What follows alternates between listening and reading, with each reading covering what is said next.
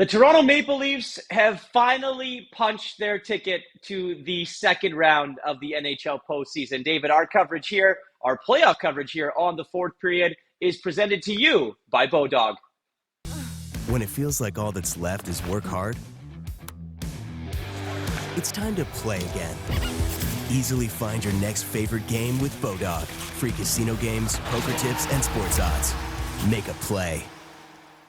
All right, man, it's been 19 years. The curse is over. It's over. Whatever monkey off your back you had for those 19 years, it's done. The Toronto Maple Leafs have punched their ticket to the second round of the Stanley Cup Playoffs for the first time, Dave, in a very, very, very long time. And the goal scorer, well, none other than their captain, John Tavares.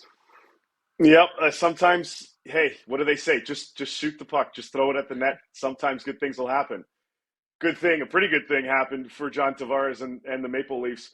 As you said, they're now on to the second round for the first time since 2004, where they subsequently lost to Philadelphia in 6. But let them enjoy this moment for now. They're going to play the winner of the Boston Bruins Florida Panthers series next round.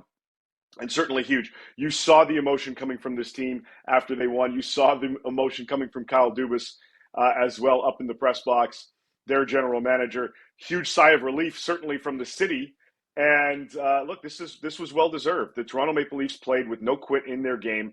They could have easily been taken out of this series a lot earlier because Tampa played really well in games 3 and 4, but they were resilient. They kept going. Morgan Rielly, who was net front present on that John Tavares goal, has really stepped up in his last 3 games. He has been a key piece, a very huge contributor for the Leafs so far.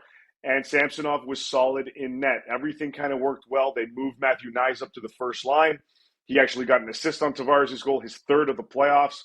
All the pieces were working for the Maple Leafs in this game and in this series. It was deserved. And for the first time since, well, I guess 2019, the Eastern Conference will have a new representative in the Stanley Cup final now that Tampa is out.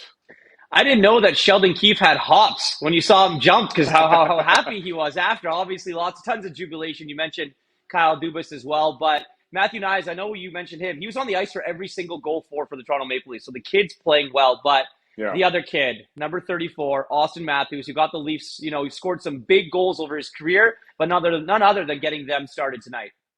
Yeah, really. And it worked out for you as well because in the pregame, you had him picked for an anytime. So, boom, there you go. I had Stamkos, so it was okay.